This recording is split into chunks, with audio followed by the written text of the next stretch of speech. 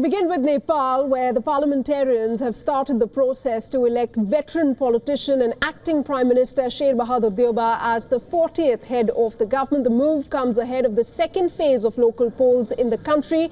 The electoral process was earlier postponed after members of the opposition Communist Party of Nepal threatened to disrupt proceedings.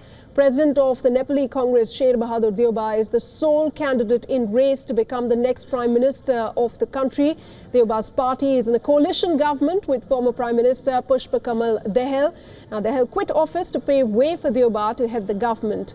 Last month, this was as per an agreement reached last year. Prachanda had resigned on the 24th of May after a stint of 9 months, creating a leadership vacuum just weeks before the local elections, the first to be held in more than 2 decades.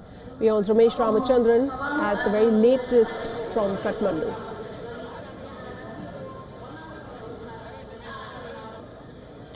In fact, let me go across live right now to Ramesh Ramachandran, tracking all the developments for us from ground zero. Ramesh, we hear that the deadlock has been resolved and the Nepalese parliament is now in the process to elect its Prime Minister. What's the latest?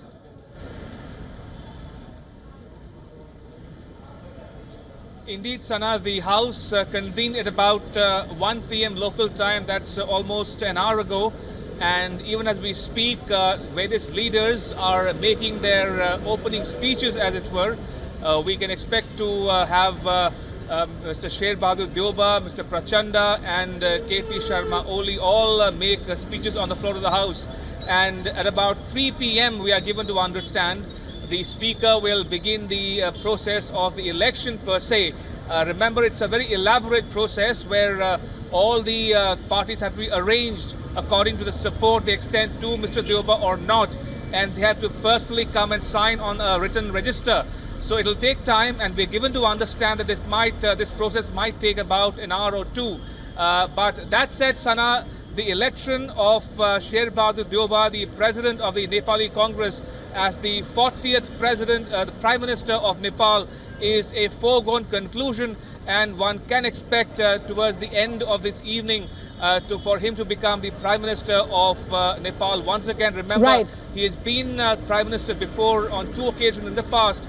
And the main challenge before him would be to oversee the remainder of the local elections and also the provincial and parliamentary elections later in the year. Sana? Right. Ramesh, from what you've been reporting, we are given to understand that this election process is a mere formality and it's all about how many numbers Mr. Deuba gets as far as today's election is concerned. We're hearing that the ruling coalition, including the Nepali Congress, the CP and Maoist Centre and the Nepal Loktantrik Forum, all combined have already crossed that magic figure. They have about 300 MPs supporting Deuba.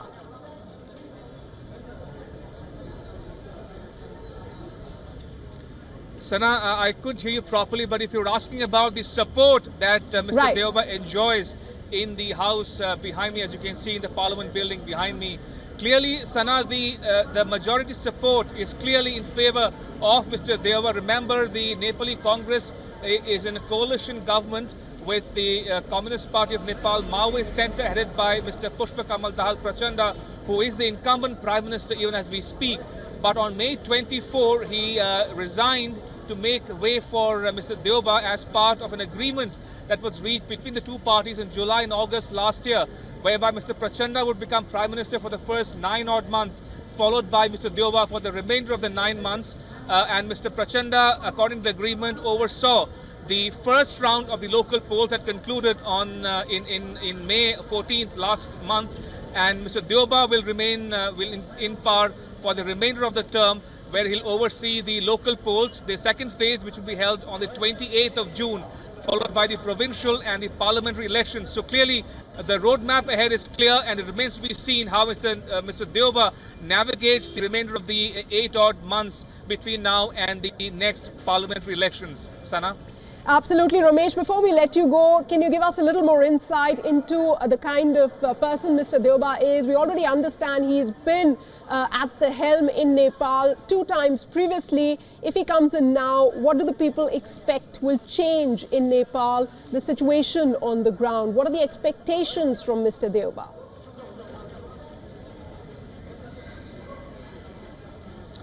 Indeed, Sana, a very good question you should ask because Mr. Deuba is no stranger to politics. He's been in politics for a long, long time now.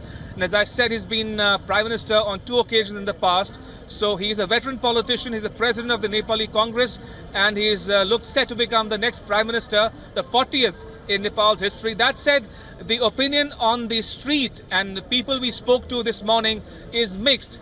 Many people say that the challenge before Mr. Deuba would be on infrastructure development, on building new roads, on health, on education, on finding new jobs for the unemployed youths. So clearly the opinion is mixed. Also, some people say that a priority for him would be to improve the economy. Remember, inflation is very high and the Nepalese economy has not been doing well recently. So multiple challenges in front of Mr. Deuba. It remains to be seen how he moves on from here onwards. Sana?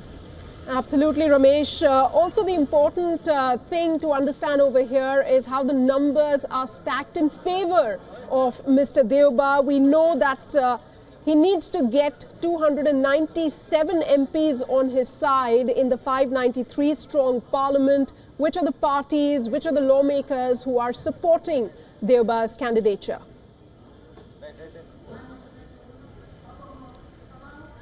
Right, Sana. So the arithmetic is clearly stacked in favor of Mr. Deuba. Remember, as you mentioned, that the House consists of 593 members.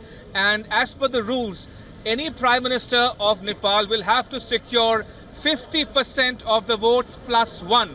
So clearly, as things stand today, Mr. Deuba already enjoys a minimum of 311 votes, 11 members. So clearly he is in a comfortable majority. But that said, over the last couple of days, we've seen many more parties coming out in support of Mr. Deuba, including the RPP, the Rashtriya Prajatantra Party, the Federal Socialist Forum of Nepal, headed by former Foreign Minister Upendra Yadav, and including one Madhesi party, which is considering extending support to Mr. Deuba, provided he agrees to consider some of their own demands. Remember, the Madhesis is a name given to the people of Indian origin who live in the plains of Nepal, and they are seen as a constituent, as a political vote bank for many parties in Nepal today, and they hold a sizable representation as well. So clearly, the arithmetic is in favor of Mr. Deuba, and some people say that at the end of the election, he might well end up with 2/3 majority on the floor of the House. Sana?